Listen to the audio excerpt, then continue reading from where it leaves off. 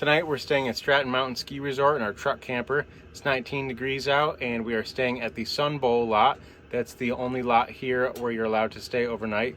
We've got both heaters going, the diesel heaters down here, and then we've got the Dickinson fireplace over here to look at. The plow's coming in over there. I just brushed off the truck a little bit. The snow has picked up, it's gotten colder, and we've probably got 4 inches in the last 3.5 hours.